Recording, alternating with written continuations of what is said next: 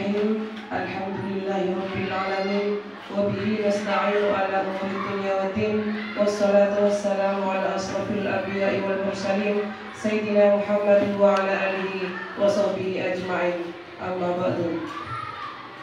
Yang kami hormati Ketua Gugus 1 Kecamatan Kabongan, yang kami hormati Guru CGP Kecamatan Kabongan, Ibu Heni Susanti SPD, yang kami hormati teman-teman guru, kepala sekolah Gugus 1 Kecamatan Kabongan yang sangat saya banggakan dan saya cintai. Salawat beserta salam semoga tetap tercurah limpahkan keharibaan junjungan kita Nabi besar Nabi Muhammad SAW, yang mana telah membawa kita dari zaman kegelapan sehingga menjadi zaman yang penuh terang benderang ini. Adapun susunan acara pada hari ini yaitu pembukaan. Yang kedua, menyanyikan lagu Indonesia Raya. Yang ketiga, pembacaan sholawat nariyah. Yang keempat, sambutan ketua gugus. Yang kelima, pemantapan materi.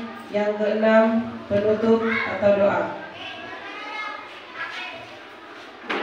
Menginjak acara yang selanjutnya yaitu pembukaan.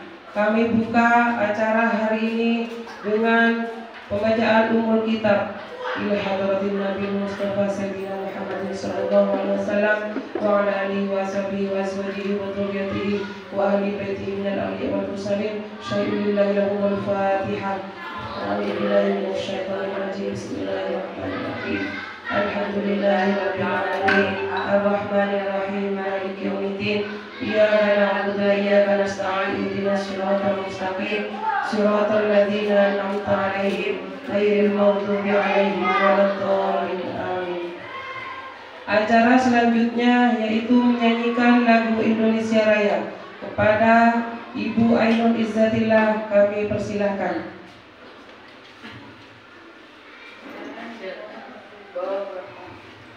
Undangan dimohon berdiri.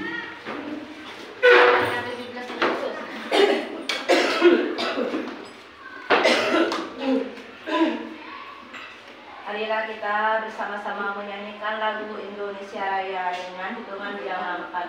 Aku berdiri, jadi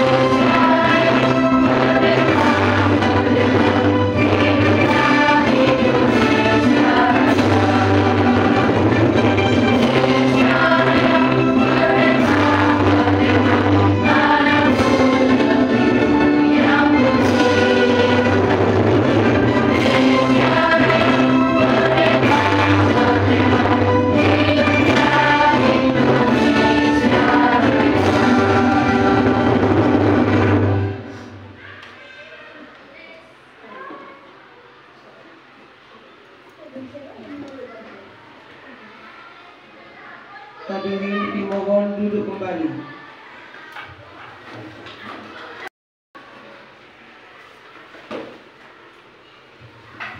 Assalamualaikum warahmatullahi taala wabarakatuh. Waalaikumsalam warahmatullahi wabarakatuh.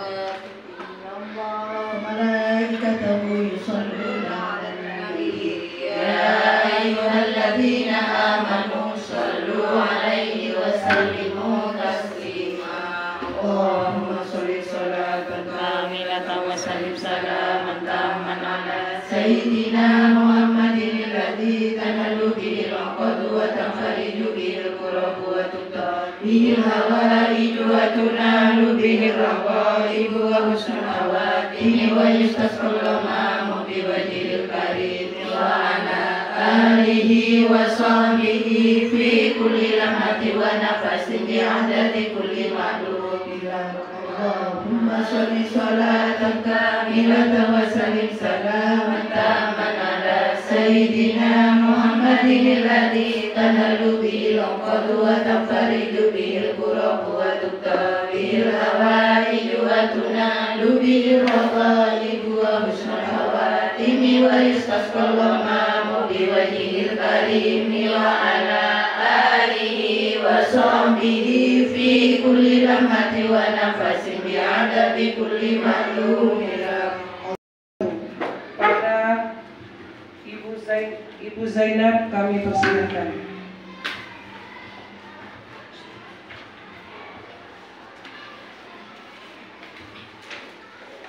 Assalamualaikum warahmatullahi taala wabarakatuh. Waalaikumsalam warahmatullahi wabarakatuh. Bismillahirrahmanirrahim. Alhamdulillahi rabbil alamin.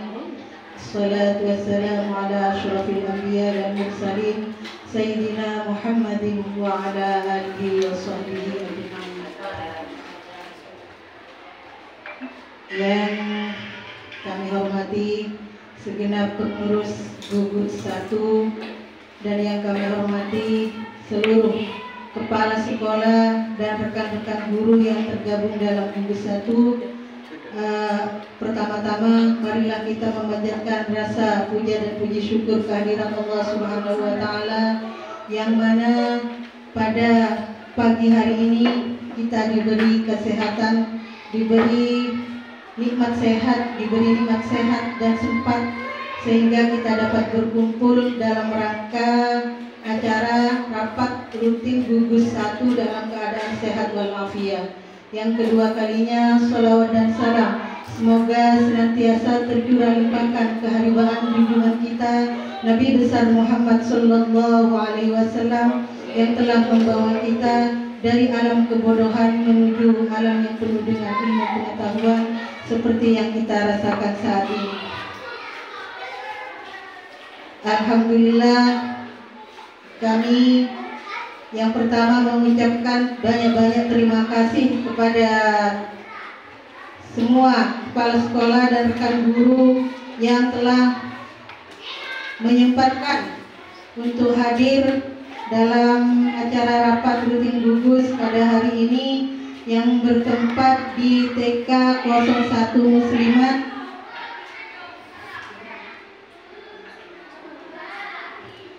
TK Muslimat NU 01. Dalam hal ini pada hari ini akan diisi oleh diseminasi budaya positif dari Ibu Heni sebagai CGP Angkatan 2.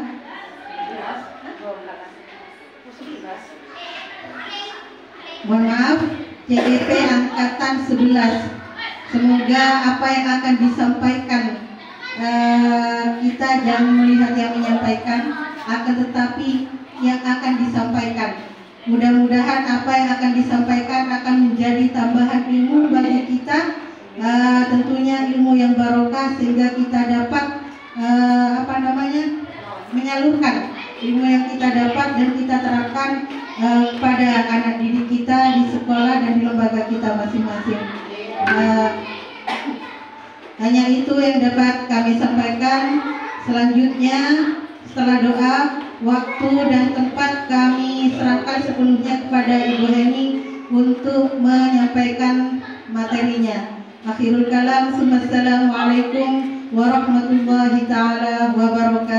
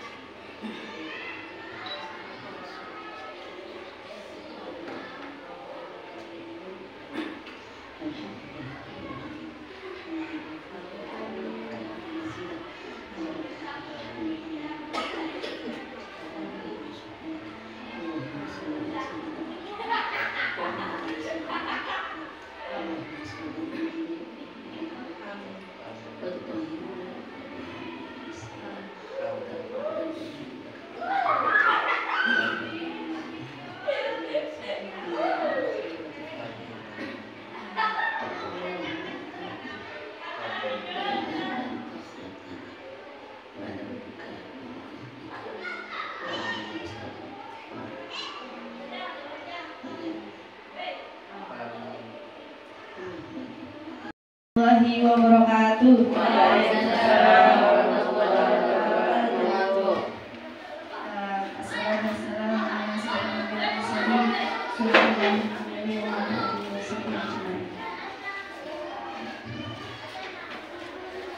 Puji syukur kehadirat Allah Subhanahu wa Ta'ala, yang mana pada pagi hari ini kita bisa berkumpul dalam keadaan sehat walafiat, walaupun dalam kondisi yang kurang fit karena bulan Agustus bulan sibuk ya Bu ya. Yang kami hormati Ketua Gugus 1 TK Kecamatan Kapongan, yang saya hormati Ibu Lahiratul Azizah Kepala TK Muslimat RU 01 Kapongan, dan yang kami hormati juga Kepala TK dan seluruh guru TK Gugus 1 Kecamatan Kapongan yang sudah bersedia hadir untuk mengikuti acara Seminasi Budaya Positif seri berbagi modul 1.4 pendidikan guru penggerak angkatan 11. Seperti yang dikatakan Bu Zainab, jangan melihat siapa yang menyampaikan, tapi lihatlah apa yang akan saya sampaikan.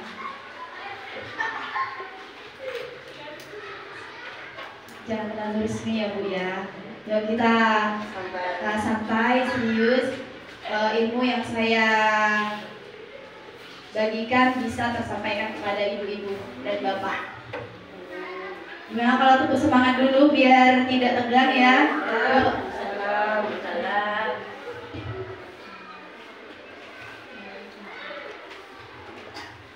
Ayo, tepuk semangat.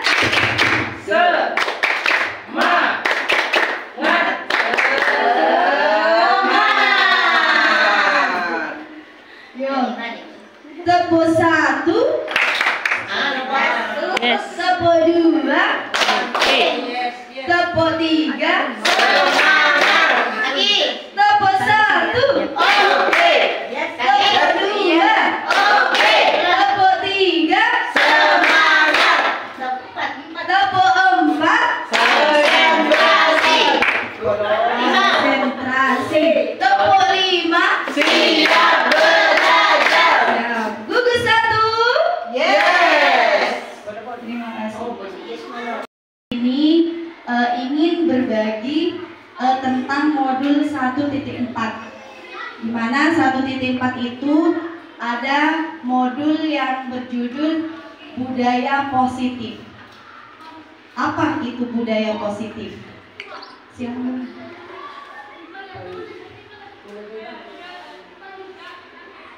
Nah, budaya positif itu merupakan perwujudan dari nilai-nilai atau keyakinan universal universal yang diterapkan di sekolah.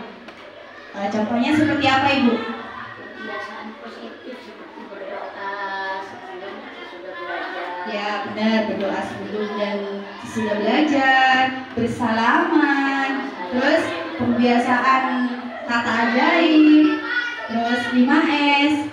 Ya. Bersalaman, Ya, senyum, salam, sapa, sopan dan santun. Dan juga ada peraturan kelas, lingkungan positif dan budaya positif. Tapi apakah ini sudah membudaya, Bapak Ibu? Karena mungkin pada saat kita bersama anak-anak mereka tertib, sudah bersalaman. Apakah di luar nanti anak-anak itu masih menerapkan apa yang kita terapkan?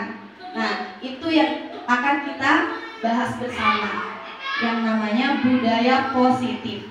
Budaya, jadi membudayakan hal-hal positif kepada anak. Jadi intinya hari ini kita bagaimana mempunyai ilmu membudayakan hal-hal positif kepada anak didik.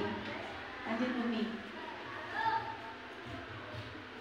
Ini contoh penerapan budaya positif yang sudah dilakukan di TK Muslimat NU 01 Kapongan, dan pasti semua di TK atau lembaga yang lain pasti sudah menerapkan, yaitu yang pertama menumbuhkan karakter religius dengan berdoa sebelum dan sesudah kegiatan, pasti itu.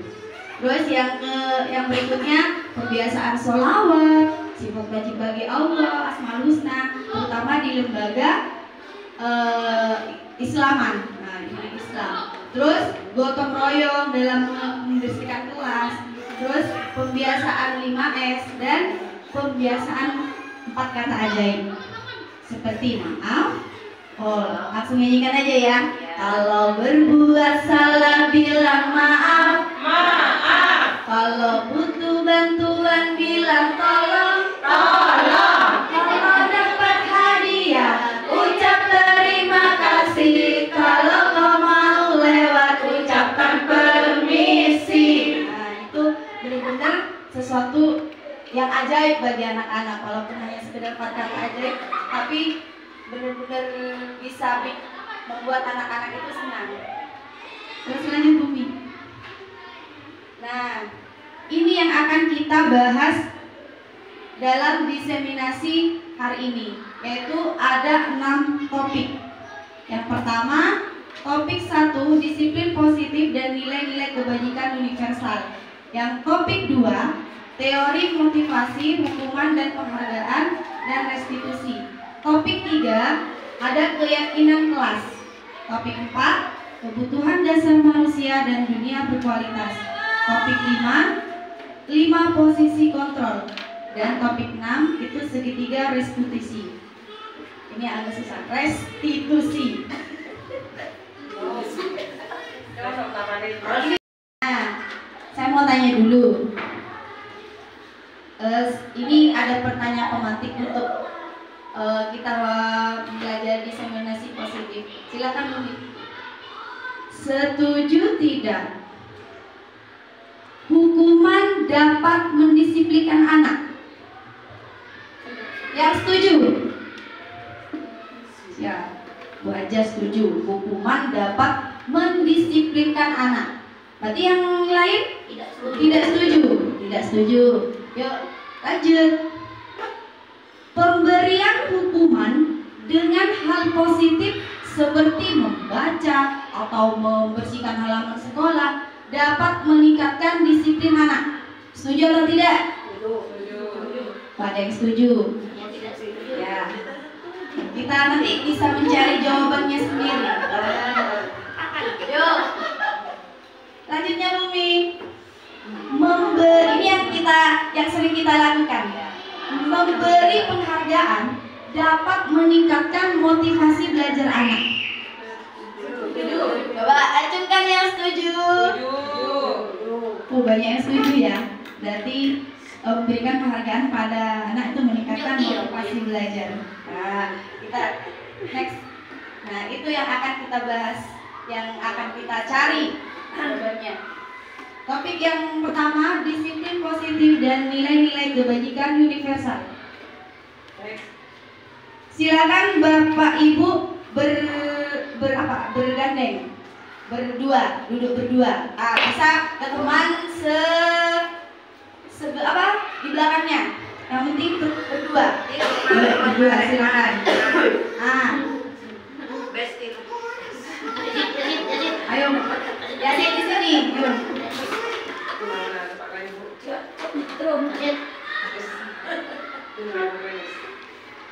Santai saja ya Bu ya, jangan. Nah, misalkan Ibu Tati ini tugas Anda mengepalkan tangan. Mengepalkan salah satu tangan Anda. Coba bayangkan Anda menyimpan sesuatu yang sangat berharga. Sampai menyimpan apa? Coba. Coba bayangkan Anda menyimpan sesuatu yang sangat berharga di kepalan tangan Anda. Anda perlu menjaga benda tersebut sekuat tenaga, karena begitu pentingnya untuk kehidupan Anda. Tugas rekan B sebelahnya mencoba dengan segala cara untuk membuka kepalan tangan teman Anda. Teman yang B boleh membujuk, menghardik, menggelitik, bahkan menawari Anda uang agar rekan Anda bisa bersedia membuka kepalan tangan Anda. Silakan ya. Kita hitung 30 detik dari sekarang. Silakan. Ayo dibuka. Mana pasangannya?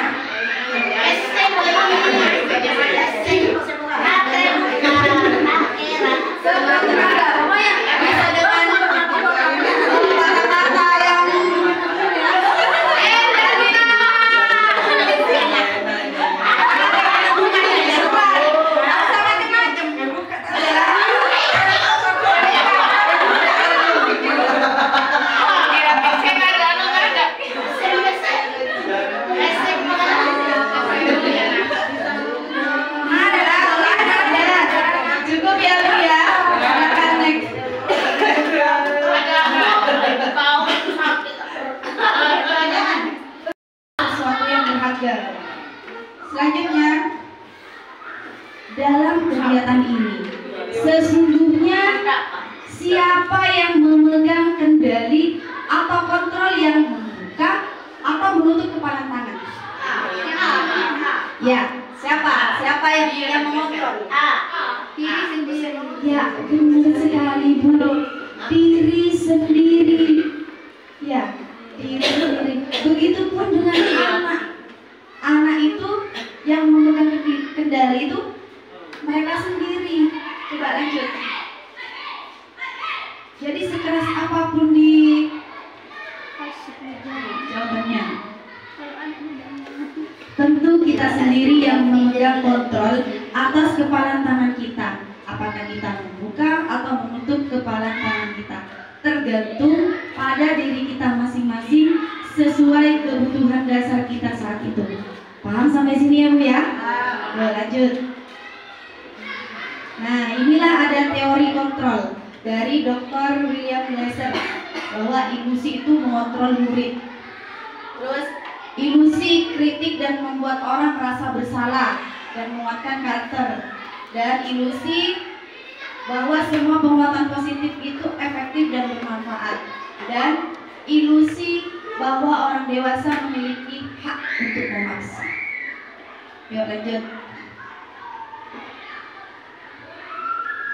Bagaimana seseorang bisa berubah dari paradigma stimulus respon kepada pendekatan teori kontrol? Silakan.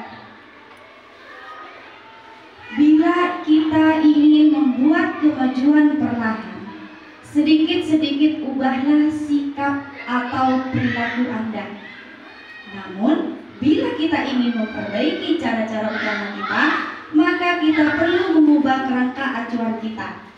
Ubahlah bagaimana Anda melihat dunia, bagaimana Anda berpikir tentang manusia. Ubahlah paradigma Anda, skema pemahaman dan penjelasan aspek-aspek tertentu tentang realitas. Jadi sebelum kita mau melakukan memberikan sesuatu ataupun kepada anak-anak, tentunya kita kembali kepada diri kita sendiri. Jadi kalau ingin maju perlahan-lahan, kita harus mengubah diri kita.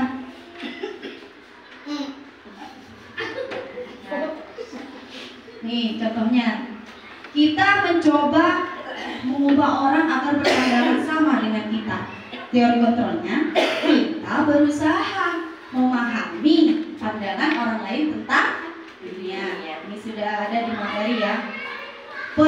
Perilaku buruk dilihat sebagai suatu kesalahan. Ternyata kalau di teori kontrol itu, semua perilaku itu memiliki tujuan. Ya. Orang lain bisa mengontrol saya, tapi di teori kontrol hanya Anda yang bisa mengontrol diri Anda. Pemaksaan ada pada saat bujukan gagal, ya kan? Kalau sudah bujuk-bujuk gagal, pasti dipaksa, ya kan? Kalau di stimulus respon. Tapi di teori kontrol, kolaborasi dan konsesi menciptakan pilihan-pilihan baru. Jadi butuh kolaborasi. Terus model berpikir menang atau kalah kita ubah perlahan-lahan jadi model berpikir menang-menang. Jadi menangnya bersama. Ya, paham sampai sini ya Bu ya? Jadi perlahan-lahan kita dari stimulus respon ke teori kontrol atau pilihan, ya. Jadi yang biasanya berpikir menang, kalah, lebih baik kita berpikir menang-menang. Jadi kita bisa berkolaborasi. Ada satu tujuan lah. Dan lanjut. Adapun yang disiplin positif di sini, nah, kan sudah jelaskan, Anda tidak bisa mengontrol orang lain, hanya Anda yang bisa mengontrol dirinya sendiri. Dan semua perilaku memiliki tujuan. Terus model berpikir menang-menang, kolaborasi dan menciptakan pilihan-pilihan baru. Di sini ada 5 posisi kontrol, nanti ada di topik selanjutnya. Terus ada realitas kebutuhan kita berbeda. Kita berusaha memahami pandangan orang lain tentang dunia. Setiap orang memiliki gambaran berbeda. Nanti ada di 5 kebutuhan dasar manusia. Terus ada pun teori motivasi juga ada. Yuk lanjut Bumi. Nah, apa itu disiplin? Pasti yang ada di benak kita pasti patuh pada peraturan. Ya tidak Bu? Apalagi kalau disiplin? Tertib. Apalagi? Patuh, hukuman, sanksi, itu disiplin. Silakan. Itu salah satu miskonsepsi kita. Yuk lanjut.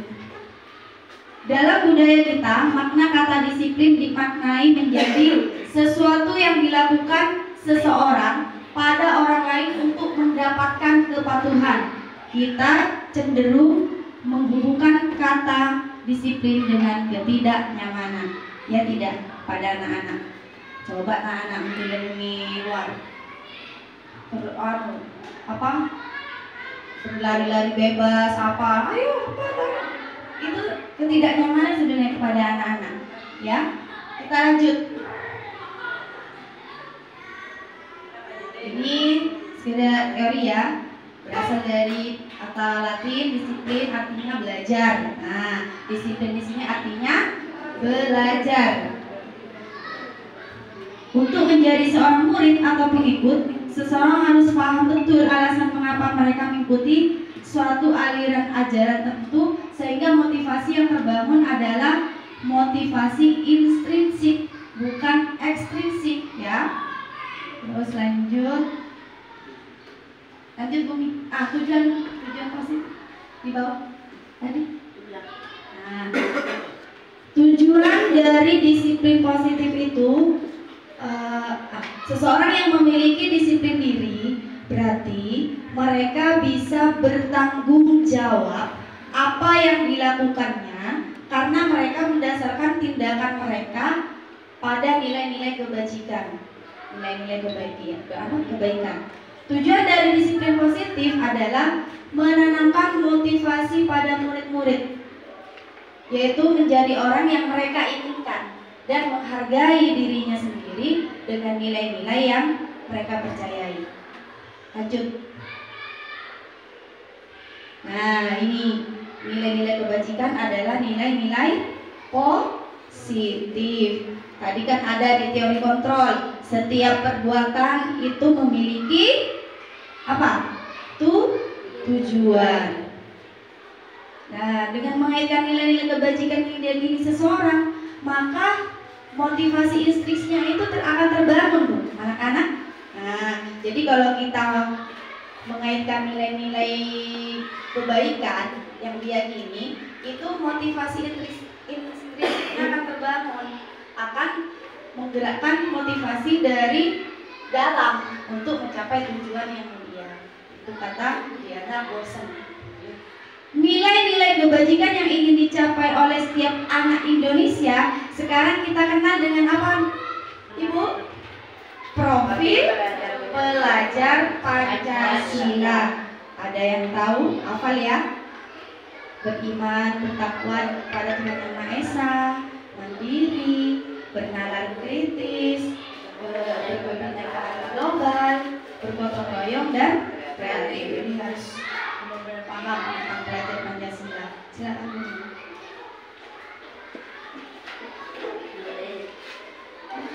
Ya, nyampe ke topik 2 dah. Nih, gak ada topik 6 ya. Yuk, topik 2, teori motivasi, hukuman dan penghargaan dan restitusi. Silahkan.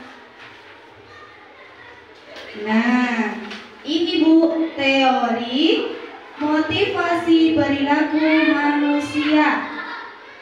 Motivasi eksternal itu coba untuk menghindari ketidaknyaman atau hukuman.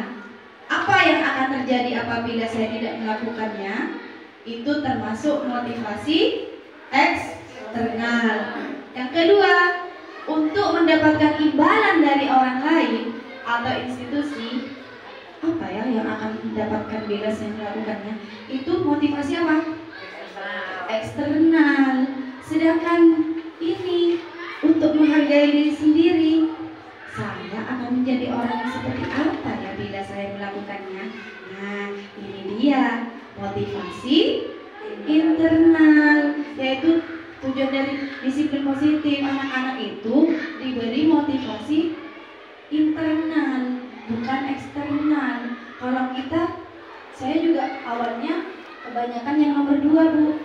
Anak-anak saya beri hadiah, beri stiker apa, biar nurut, biar apa. Tapi mereka pasti akan selamanya akan berpikiran, apa ya yang saya dapatkan bila melakukannya.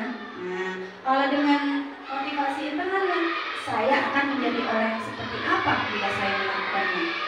Paham sampai sini ya, Bu ya? Oke, lanjut. Apa itu merdeka? Ayo, siapa yang bisa? Merdeka. Bebas. Apa lagi? Ayo, Bu, cetak kok, Bu. Bebas. Merdeka itu artinya tidak hanya terlepas dari perintah, akan tetapi juga cakap buat memerintah diri sendiri. Lanjut. Bebas. Yuk, dihukum oleh penghargaan. Nah, tadi ada kan penghargaan ternyata menghukum. Bisa ya? Nah, bahwa penghargaan berlaku sama dengan hukuman dalam arti meminta atau membujuk seseorang melakukan sesuatu untuk memenuhi suatu tujuan tertentu. Orang yang meminta atau membujuk dorongannya eksternal kan tadi. Nah, itu akan menyebabkan apa? Faktor ketergantungan.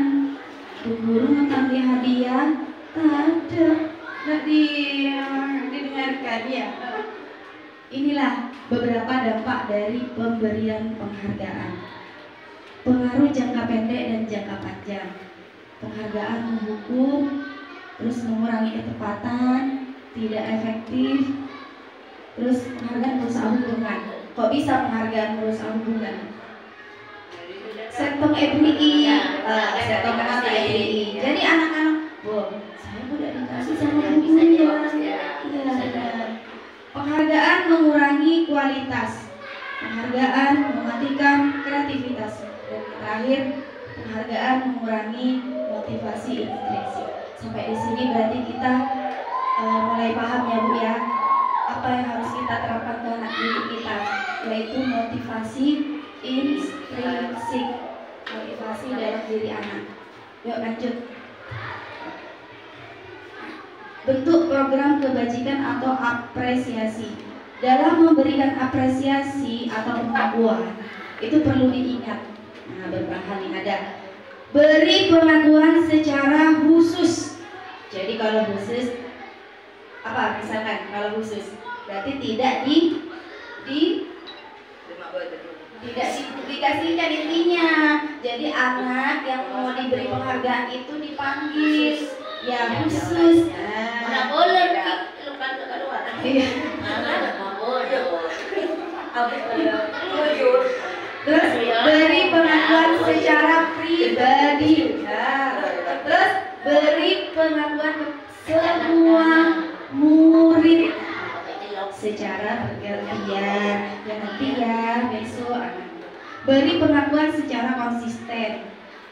Terus fokus pada proses bukan hasil. Jadi prosesnya yang kita hargai, kegiatannya anak yang kita hargai, bukan hasilnya ya. Yuk lanjut. Ini contohnya ya. Contohnya membuka. Kemarin saya perhatikan nilai kebajikannya, merasa empati besar sekali situasi pada saat menolong murid baru di kelas kita. Nilai kebajikannya pasti ada tuh. Menghargai, terima kasih dan juga.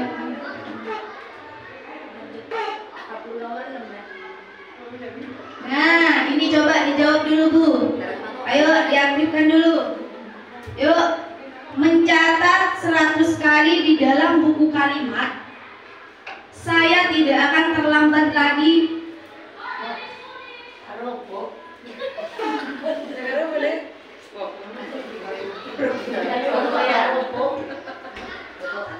Yuk dijawab ya. Ini hukuman atau konsekuensi? Ini antara bedanya hukuman dan konsekuensi ya. Mencatat 100 kali di dalam buku kalimat. Saya tidak akan terlambat lagi karena terlambat ke sekolah. Hukuman atau konsekuensi? Hukuman ya. Lari mengelilingi lapangan basket 2 kali karena terlambat hadir di sekolah. Murid diminta untuk push up 15 kali karena tidak menggunakan masker ke sekolah. Menggantikan kertas tugas teman yang telah dicoret-coret. Konsekuensi. Membersihkan tumpahan air di meja tulis karena tersenggol pada saat belajar. Murid disuruh untuk mengenakan sepatu seharian di sekolah karena ini tidak mengenakan. Murid tidak disuruh mengenakan sepatu seharian di sekolah karena tidak mengenakan sepatu hitam. Hukuman. Yang terakhir, lari mengelilingi lapangan basket 2 kali karena terlambat. Yuk silakan Bumi, kita lihat jawabannya. Konsekuensi. Karena pembelajaran PJO kan. Ini yang punya PJO. Pelajarannya kurang berlaku. Mana ini? Mencatat 10 kali karena belajar bahasa Indonesia, literasi, cara menulis, benar karena ada anunya juga. Pembelajaran Pak itu termasuk konsekuensi. Berarti tergantung kalimatnya. Yuk silakan. Nah ini perbedaan hukuman dan konsekuensi. Hukuman sesuatu yang menyakitkan pasti terjadi dah, ya kan? Konsekuensinya sesuatu harus terjadi. Nih, kalau hukuman itu membuat anak sakit fisik maupun hati untuk jangka waktu panjang. Kalau konsekuensi membuat anak merasa tidak nyaman pada jangka pendek. Nah, bedanya hukuman dan konsekuensi ya, sudah paham ya? Anak membenci kedisiplinan, pastilah meniokom, anak pasti tambah Kalau konsekuensi itu menghargai, anak menghargai disiplin. Kalau hukuman itu paksaan, kalau konsekuensi stimulus dan tanggapan. Jadi kita stimulus dulu anak-anak. Jadi apa kesalahannya, terus bagaimana cara memperbaikinya, langsung ke sorong. Oh bisa. Terus hukuman itu konsep diri yang buruk, sedangkan konsekuensi konsep diri yang baik. Hukuman anak belajar untuk menyembunyikan kesalahan, pasti mau kesalahan tuh. Pasti menyembunyikan kesalahan. Kalau konsekuensi anak belajar untuk mematuhi peraturan. Terus itu marah, rasa bersalah, dipermalukan, merasa tak dihargai, itu langsung hukuman Bu. Sedangkan konsekuensi kehilangan hak, tidak nyaman, diasingkan untuk sementara waktu. Jadi pilih hukuman atau konsekuensi. Siap lanjut. Restitusi. Ini yang jadi pertanyaan kita ya di modul 1.4 itu yang paling penasaran itu apa itu restitusi? Restitusi adalah proses menciptakan kondisi bagi murid untuk memperbaiki kesalahan mereka sehingga mereka kembali pada kelompok mereka dengan karakter yang lebih kuat.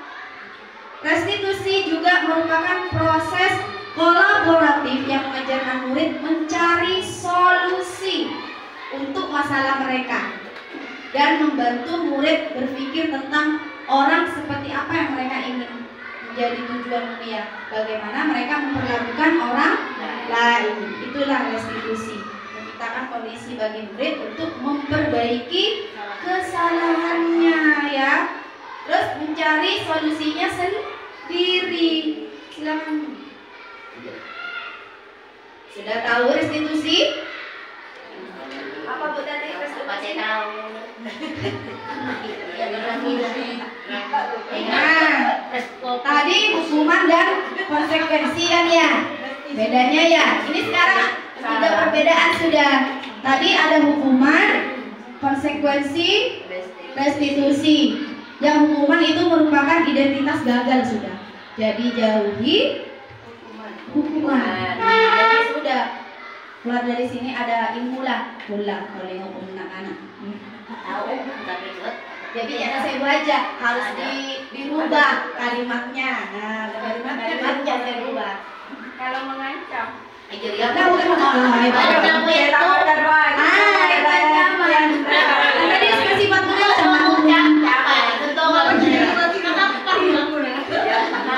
Jadi perlahan-lahan ya Bu ya, kita mengubah mindset diri kita sebagai mereka yang punya nilai kebajikan. Nih, sudah jelas di sini ada perbedaan konsekuensi dan restitusi. Tadi hukuman sesuatu yang menyakitkan harus terjadi, konsekuensi sesuatu harus terjadi di konsekuensi harus. Sedangkan restitusi itu pilihan. Jadi anak-anak itu diberi pilihan, terus diberi waktu untuk berpikir untuk menyelesaikan masalahnya sendiri. Terus yang penting ini perilaku pasif agresif meningkat. Pasti anak-anak yang sering dihukum pasti lebih agresif lagi ya Bu ya. Nah, terus ya sedangkan konsekuensi penguatan hanya bertahan dalam jangka waktu pendek. Jadi konsekuensi itu jangkanya hanya jangka pendek, soronya ada titik, tapi nanti akan terulang lagi.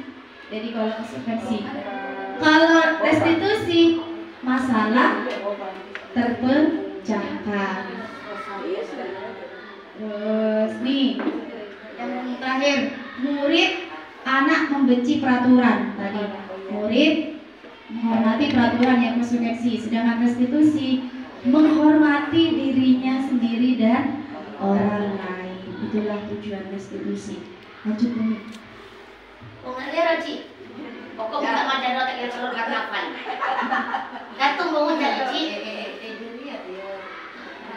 Ya. Karena apa dia doa ada Ci. Lanjut ya. Ini ya ciri-ciri restitusi ya. Jadi kita punya ilmu dan tentang restitusi yang sebenarnya kita terapkan sebenarnya. Bukan untuk menebus kesalahan, namun untuk belajar dari kesalahan, memperbaiki hubungan, tawaran, bukan paksaan. Restitusi menuntun untuk melihat ke dalam diri. Restitusi mencari kebutuhan dasar yang mendasari tindakan. Ya, fokus pada solusi, bukan mengembalikan murid yang bersalah kepada kelompoknya kembali. Lanjut. Nah, nanya Bu Ayu, tadi kapan anak keyakinan jelas aturan menurut Ibu Heni. Ya, inilah jawabannya dulu. Mengapa tidak peraturan saja? Mengapa harus keyakinan jelas? Ini ada pertanyaan. Mengapa kita memiliki peraturan harus menggunakan helm bila mengendarai kendaraan roda 2? Ayo, apa? Mengapa kita memiliki peraturan harus menggunakan helm? Untuk menjaga keselamatan. Mengapa? Kita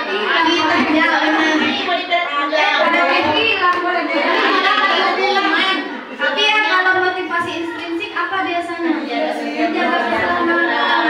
Tapi kalau ditilang, kalau takut ditilang motivasi apa tadi? Kalau nyambung motivasi apa?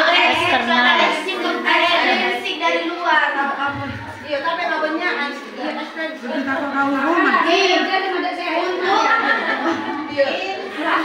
untuk mendukung motivasi intrinsik, kembali ke nilai-nilai keyakinan yang lebih menggerakkan seseorang dibandingkan mengikuti serangkaian peraturan. Jadi yakin memberi keyakinan dulu kepada anak-anak, tidak harus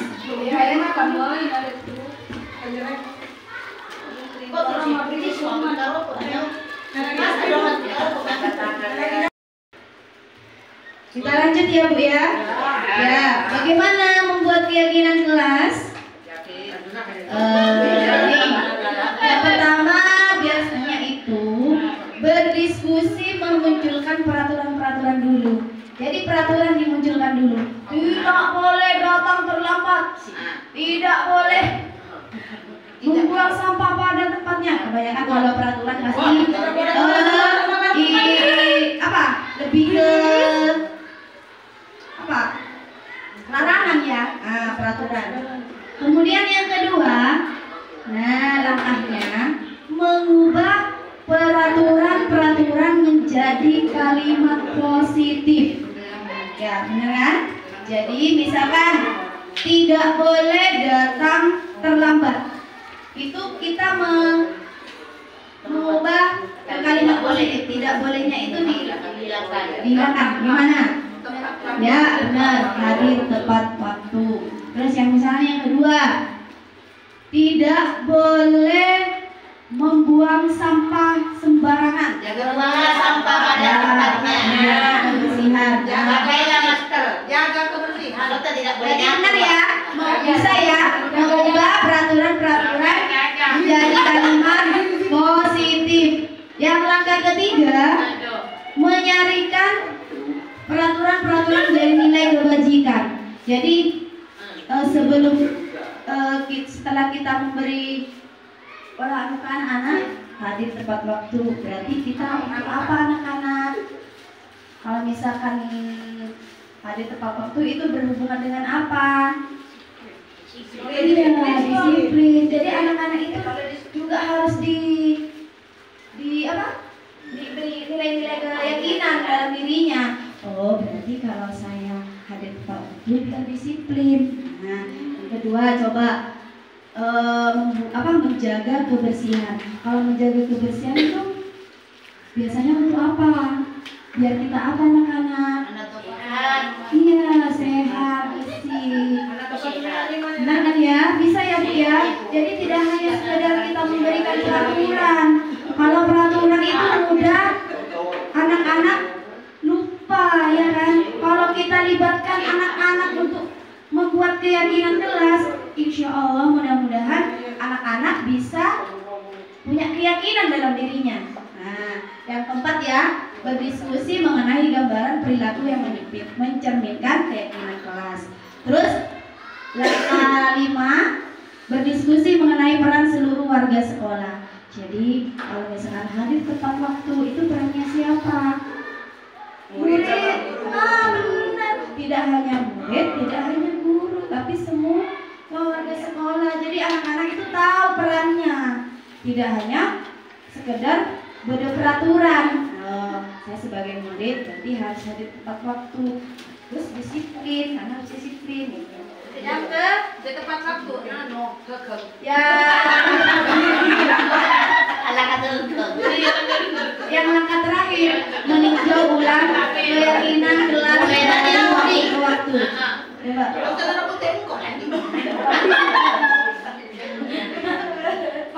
Ini sebentar ya Bu, biar sebentar aja.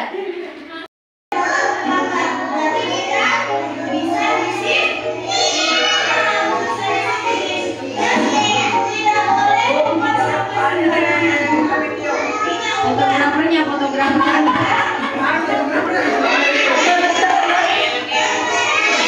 Nah, jadi anak-anak yang dilibatkan untuk dirinya sendiri. Ya, jadi tidak hanya sekedar masalah peraturan ditulis. Tadi anak-anak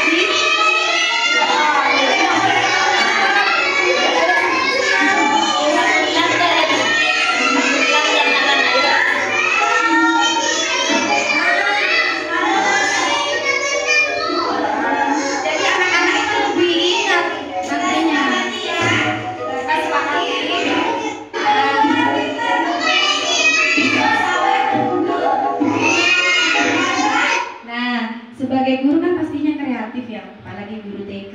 Jadi kalau buat keyakinan kelas itu cari gambar-gambar yang menarik, yang relevan sama gambar keyakinan kelasnya tersebut. Insya Allah anak-anak bisa lebih yakin sama dirinya sendiri untuk melakukan kebaikan. Paham sampai sini ya Bu ya? Ya, keyakinan kelas ya. Bisa ya praktek nanti di TK-nya ya, di lembaga sendiri ya. Jadi kita libatkan anak-anak untuk membuat keyakinan kelas. Bener, peraturan kan udah dimunculkan, baru dinilai kebajikan anak-anak. Nih, bagaimana peraturan kelas menjadi keyakinan kelas. Setelah keyakinan kelas sudah terlaksana, jadi lingkungan yang positif. Dan lingkungan positif itu jadi budaya positif. Yuk lanjut Bumi. Ini sudah nih. Ini cuma bedanya ya. Kalau peraturan selalu memberikan buku ke tempatnya, keyakinan kelasnya itu coba diklik. Nah, ada tanggung jawab, ada keyakinan tanggung jawab. Dilarang mengganggu orang lain. Berarti apa? Menghormati orang lain. Dilarang melakukan kekerasan, keselamatan, ya. Bergantian atau saling menunggu, menghormati. Intinya itu kita menanamkan nilai-nilai kebajikan pada anak. Yuk lanjut. Topik 4. Silakan. Nah, inilah Bu, kebutuhan dasar manusia pada diri kita, pada diri anak. Yaitu yang pertama apa? Kasih sayang. Bertahan hidup. Kita pasti butuh bertahan hidup dulu ya kan? Bertahan hidup. Yang kedua, kebebasan. Terus apa lagi? Kesenangan, kasih sayang dan rasa diterima. Terus penguasaan. Jadi kalau nanti ini nyambung ke restitusi, ada misalnya validasi kebutuhan. Jadi anak-anak itu sebelum kita setelah menstabilkan identitasnya, anak-anak itu dilihat kebutuhan dasar apa yang belum mereka penuhi. Jadi kalau kita berhadapan dengan anak yang misalkan yang bermasalah ya Bu ya, kita lihat dulu apa sih kebutuhan dia yang belum terpenuhi. Misal ya, ada anak yang misalkan makan, aku pancana malah rasa ares ya, nah kita lihat ini apa ya, kebutuhan apa yang belum dia. Kalau kebutuhan bertahan hidup, nah kan kenyang, anak-anak kenyang tak lapar, tapi mengganggu rencana apa ya, apa kasih sayang dan rasa diterima. Kan bisa Bu, anak-anak yang apa ganggu temannya itu cari perhatian, karena mungkin mereka butuh kasih sayang. Jadi sebelum kita menghadapi murid, kita lihat dulu kebutuhan dasar apa yang belum terpenuhi. Iya, senang, kebebasan, terus penguasaan, bertahan hidup, kasih sayang dan rasa terima ini. Yang Penguasaan itu apa, boleh dicontoh? Penguasaan anak-anak kan tidak jauh dari itu. Kalau lagi baris berbaris, kan pastinya saya diaduk, saya di depan, saya di depan Bu Guru. Padahal sudah sehari-hari yang di depan ya. Jadi ingin memenuhi kebutuhan penguasaan. Nah, paham ya Bu ya? Oh, berarti anak ini ingin memenuhi kebutuhan penguasaan. Iya, ampun. Jadi paham ya Bu ya sampai sini ya? Kebutuhan dasar masyarakat. Ini dia. Sebelum posisi 5 posisi kontrol.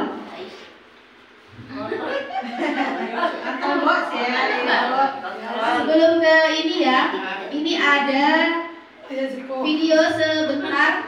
Kita lihat bedanya 5 posisi kontrol. Kita pasti bisa.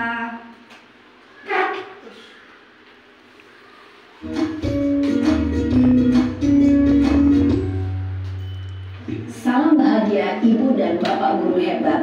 Dalam penerapan disiplin positif restitusi, salah satu program yang dikembangkan adalah 5 posisi kontrol. 5 posisi kontrol dalam restitusi adalah proses perjalanan seorang pendidik agar dapat mengenali dirinya. Pada video kali ini, kita akan membahas tentang 5 posisi kontrol yang dikembangkan oleh Diane Gossen dan contoh penerapannya.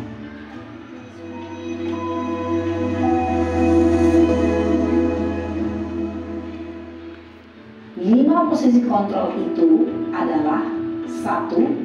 Posisi penghukum. 2. Posisi pembuat merasa bersalah. 3. Posisi teman. 4. Posisi pemantau atau monitor. Dan 5. Posisi manajer. Untuk lebih memahami kelima posisi tersebut, mari kita saksikan kasus Naren yang terlambat hadir 20 menit di sekolah dan melihat bagaimana kelima posisi kontrol dalam menghadapi masalah tersebut. Ini ada satu masalah, anak terlambat 20 menit. Nih, posisi pembuku.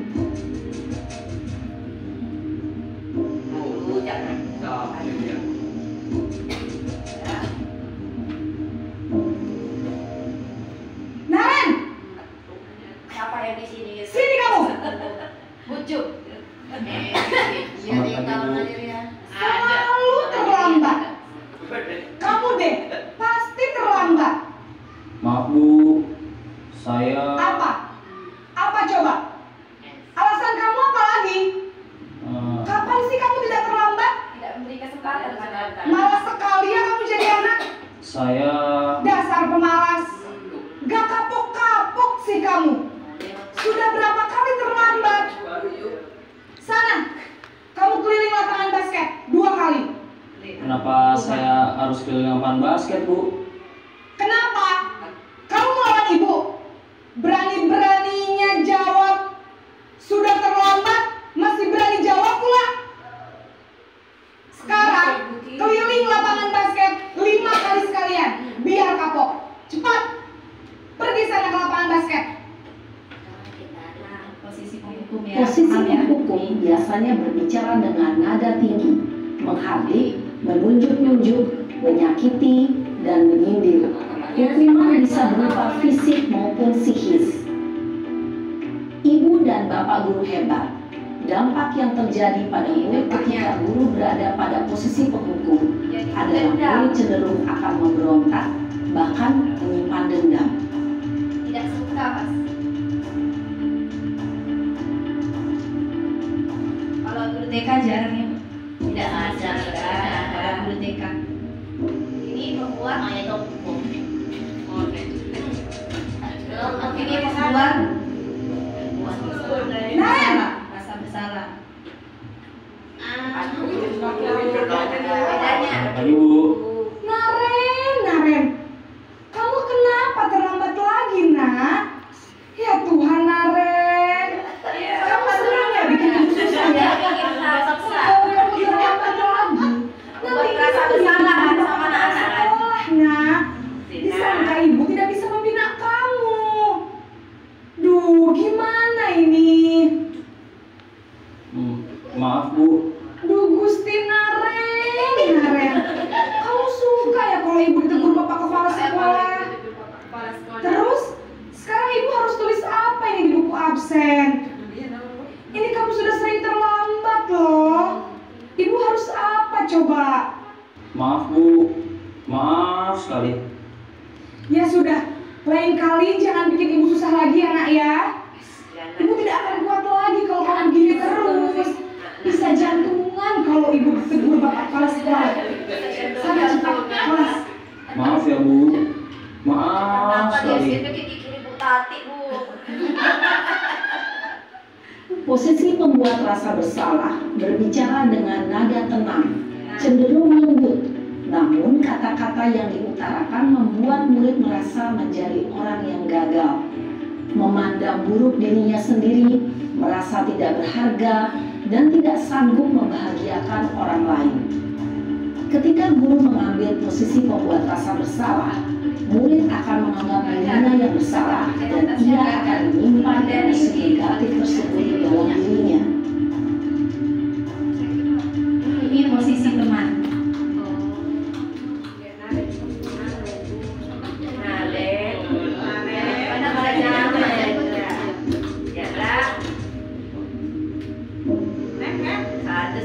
Naren,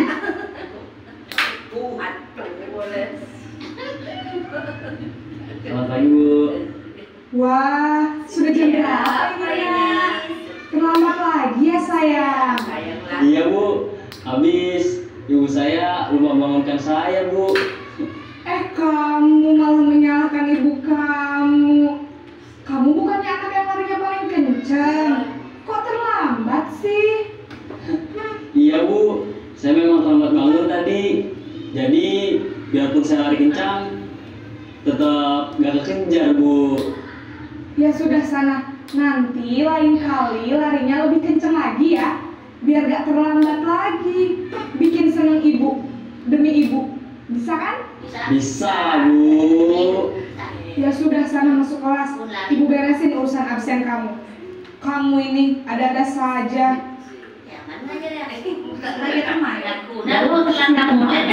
Guru berbicara dengan nada suara lama, cenderung bersinggah untuk menjaga suasana tetap santai. Murid akan merasa senang, aman, dan akrab dengan guru. Identitas yang tercipta adalah identitas sukses atau berhasil. Namun, perlu diingat, karena ini masih dorongan eksternal, maka ada faktor ketergantungan dari murid kepada orang tertentu. Di sini guru absennya, sehingga di lain waktu murid bisa berperilaku baik, namun hanya kepada orang-orang tertentu saja.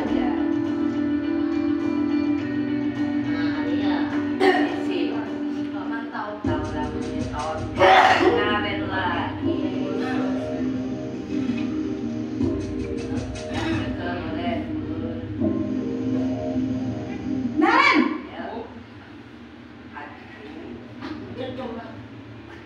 Selamat pagi Bu. Naren, apa peraturan sekolah kita tentang jam berapa kita harus masuk sekolah, Nak? Kita harus di sekolah jam 7, Bu.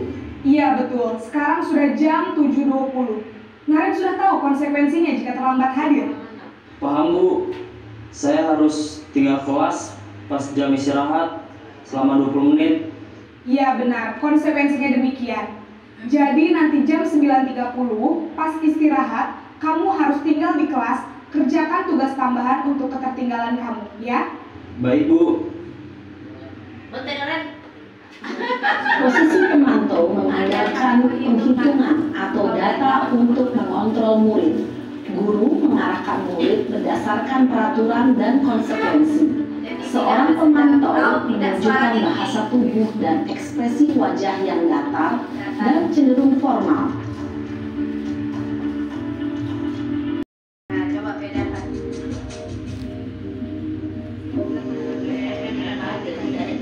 Iya, sama.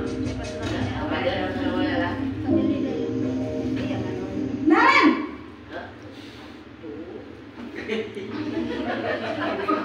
Selamat pagi, Bu. Selamat pagi Naren. Maaf, Bu. Saya terlambat. Iya, sekolah masuknya jam 7, sekarang sudah jam 7.20. Jadi sekarang bagaimana ini Naren? Maaf, Bu. Saya lupa setel alarm saya semalam. Baiklah, menurut kamu, keyakinan sekolah yang mana yang perlu kamu tingkatkan? Menghargai diri sendiri dan orang lain mungkin ya, Bu. Setuju. Jadi, apakah Naren meyakini prinsip saling menghormati tersebut? Iya, Bu. Saya meyakininya. Apakah Naren bersedia memperbaiki masalah keterlambatan ini? Bersedia, Bu. Bagaimana kamu akan perbaiki masalah keterlambatan ini? Saya akan coba untuk tidak lupa menyetel alarm saya, Bu. Baik, kalau Naren lupa menyetel alarm di rumah, ada orang yang kira-kira bisa bantu mengingatkan tidak? Ada, Bu. Kakak saya, Kak Emma. Ada lagi selain Kak Emma? Selain Kak Emma, ada ibu saya. Baik, jadi yang mengingatkan Naren adalah Kak Emma dan ibu kamu ya? Kira-kira akan mulai setel alarm kapan nih Naren? Setelah pulang sekolah, akan segera saya lakukan. Baik, jadi Naren akan setel alarm untuk bangun besok pagi dan akan diingatkan oleh kakak dan ibunda Naren ya. Ada lagi yang mungkin perlu dilakukan Naren agar tidak terlambat bangun lagi? Tidak ada, Bu. Baik Naren, terima kasih untuk kerjasama kamu. Sekarang kamu perlu kembali ke kelas untuk belajar. Baik, Bu. Terima kasih. Posisi manajer adalah posisi kontrol yang disarankan untuk membimbing murid memiliki sikap disiplin yang positif, yaitu murid yang mandiri, bertanggung jawab, dan dapat memecahkan masalah. Tujuan dari posisi ini adalah agar murid dapat berefleksi atas tindakannya. Guru akan dengan tulus memberikan pertanyaan-pertanyaan bermakna, sehingga membuat murid dapat belajar dari kesalahannya dan mencari sebuah solusi untuk menyelesaikannya. Ibu dan Bapak guru hebat, setelah mengamati adegan kelima posisi kontrol tadi, kira-kira posisi mana yang paling ideal? Posisi mana yang dapat menunjang motivasi intrinsik murid? Ya, tentu posisi manajer. Posisi ini memang posisi ideal yang ingin dituju setiap pendidik. Pada posisi inilah, guru dapat menerapkan disiplin positif yang berpihak pada murid. Dan sudah paham Bu, dari kelima posisi kontrol tersebut, mana yang paling ideal? Manajer. Ini sempat jadi perbincangan waktu itu, yang waktu dielaborasi, ada kebanyakan guru TK itu menjawab teman, menanya apa? Teman Pak. Ternyata setelah kita belajar antara teman dan manajer, kan benar, teman membuat hanya pada guru-guru tertentu saja. Jadi bukan motivasi intrinsik,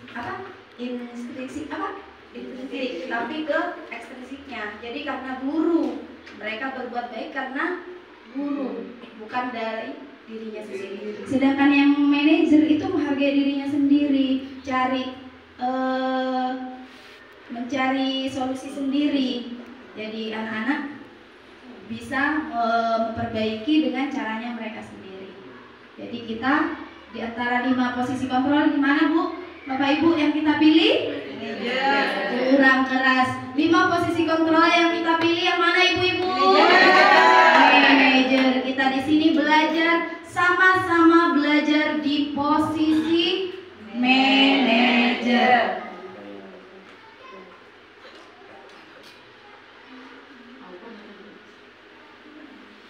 Ini sudah contoh ya tadi ya. Saya kecewa sekali dengan kamu. Membuat orang merasa bersalah. Tidak pernah. Ayolah demi ibu, bapak. Itu sebagai teman. Kalau manajer ini pasti ada. Bagaimana kamu bisa menyelesaikan masalah ini? Jadi anak-anak di nah inilah Bu, kita saatnya bergerak antara kata-kata seperti ini. Kalau kamu tidak gini, saya akan. Nah, kita rubah perlahan-lahan. Apa yang kamu yakini? Bagaimana memperbaiki masalah ini? Ini inti dari kita belajar bersama di sini.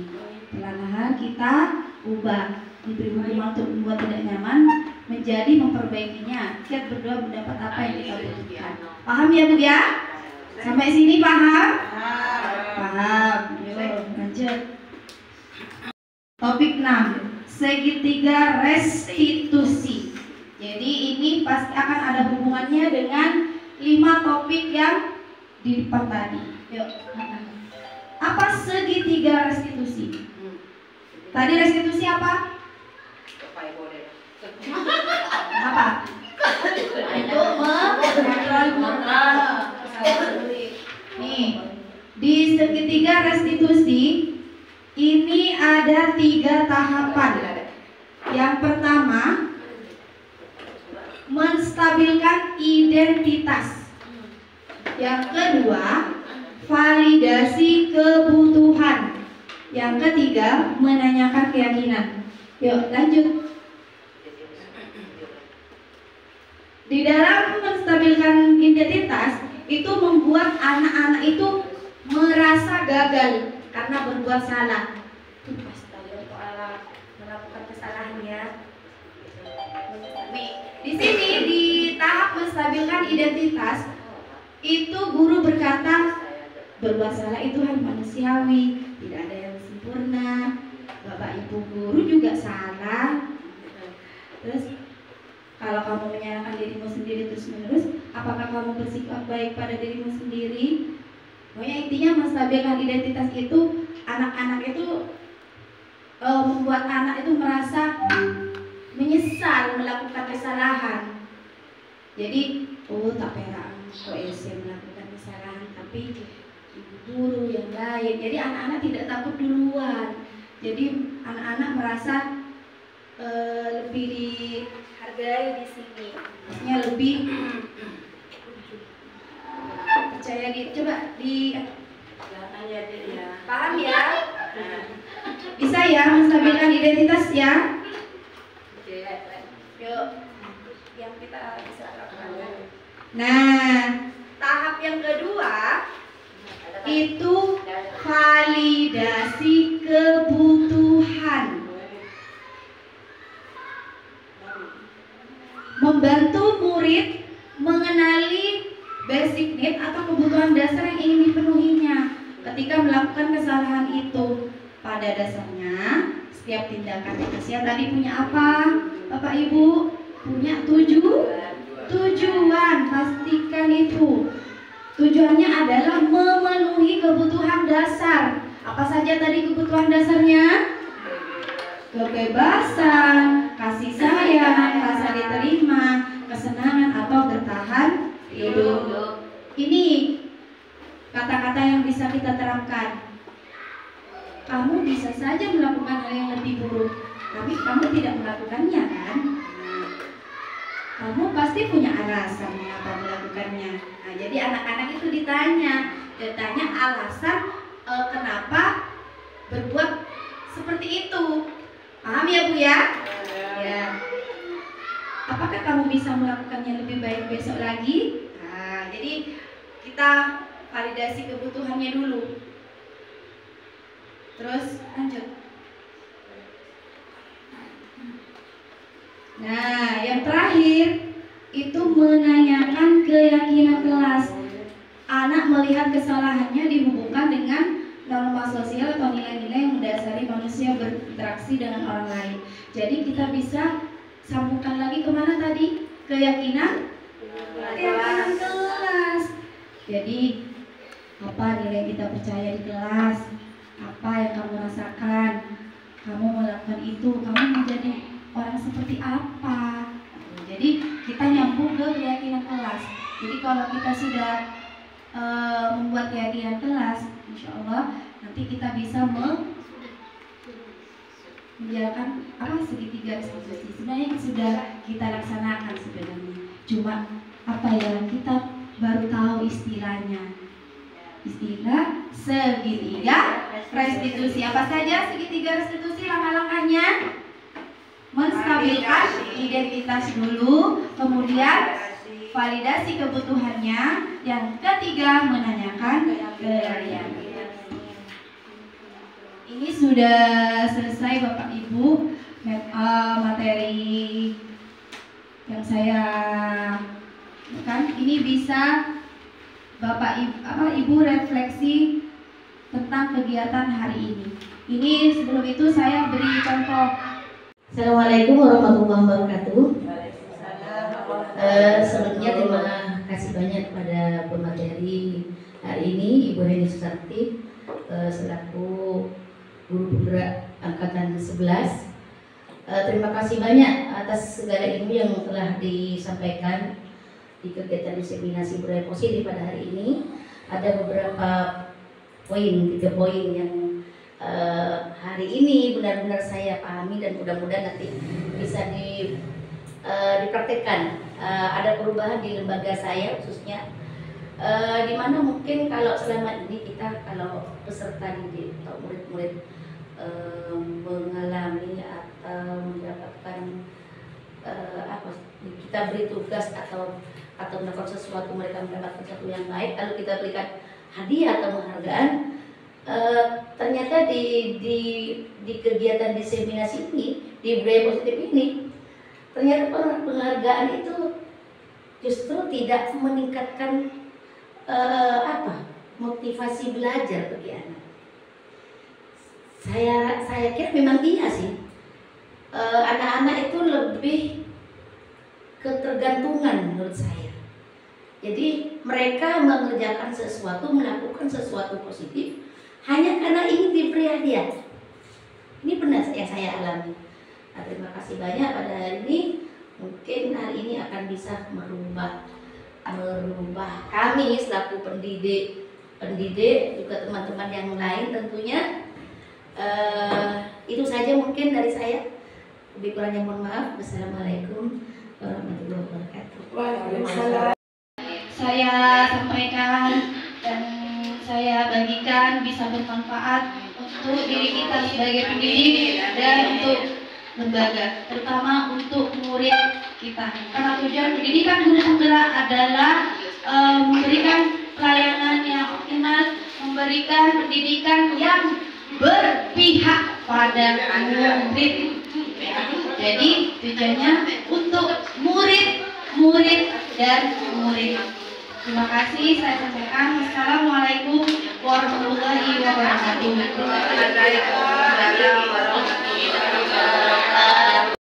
Terima kasih Ibu, terima kasih kami ucapkan.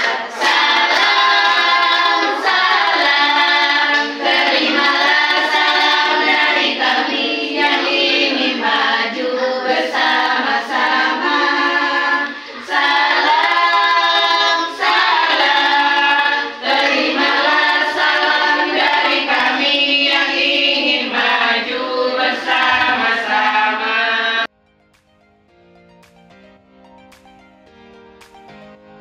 Bismillahirrahmanirrahim. Assalamualaikum warahmatullahi wabarakatuh. Saya Zainab Fitro, Ketua Jurusan Kecamatan Kapongan, mengucapkan banyak terima kasih kepada Ibu Heni Susanti, DKP yang mana sudah melakukan diseminasi budaya positif, di mana di sini kami banyak belajar hal baru, terutama mengenai motivasi intrinsik. Bagaimana cara kita sebagai pendidik memotivasi murid yang berasal dari diri anak sendiri untuk menghargai dirinya sendiri, dan bagaimana guru mengambil sebagai dirinya menjadi posisi manajer, di mana guru dapat membantu siswa menganalisis kebutuhan diri dan orang lain.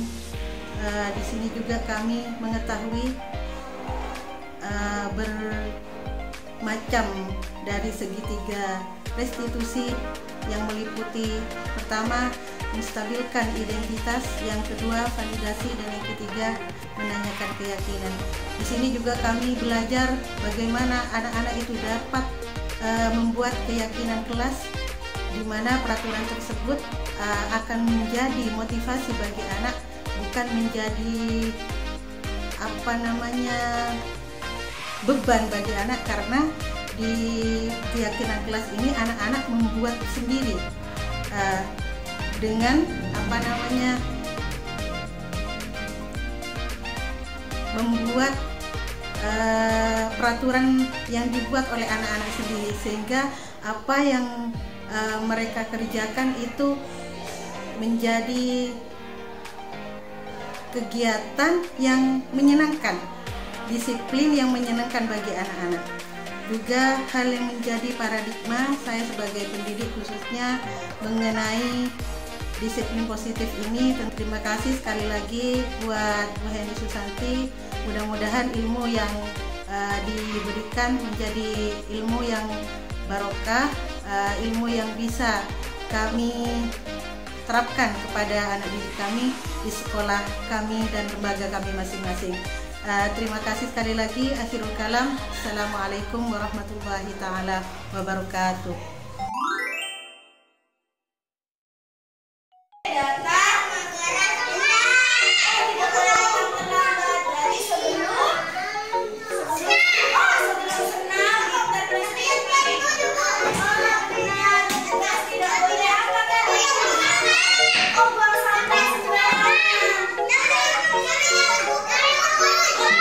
Coba, orang tidak boleh datang terlambat. Berarti kita bisa di sini.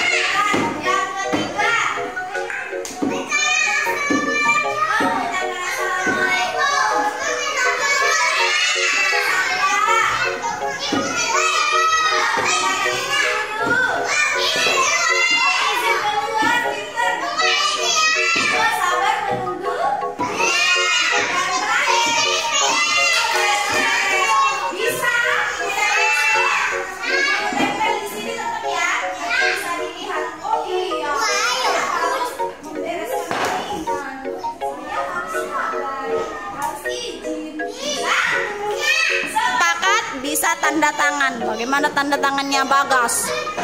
Sip. Yeay. Yuk Bagas. Sabar. Apa tadi? Sabar menunggu giliran. Silakan. Gus. Yeay. Yuk Najib. Sabar menunggu.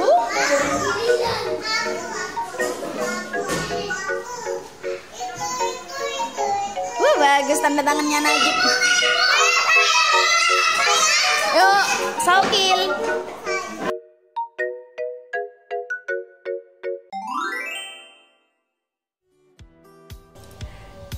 Assalamualaikum warahmatullahi wabarakatuh. Adapun rencana tindak lanjut yang akan saya lakukan adalah membuat keyakinan kelas di setiap awal tahun ajaran atau awal semester, mendorong teman sejawat atau kelas lain untuk membuat keyakinan kelas masing-masing, mendorong penerapan posisi manajer dan segitiga restitusi, membangun budaya positif di sekolah, melakukan diseminasi kepada wali murid, selalu melakukan evaluasi dan refleksi setiap akhir kegiatan. Itu yang dapat saya sampaikan, semoga bermanfaat. Wassalamualaikum warahmatullahi wabarakatuh. Salam guru penggerak.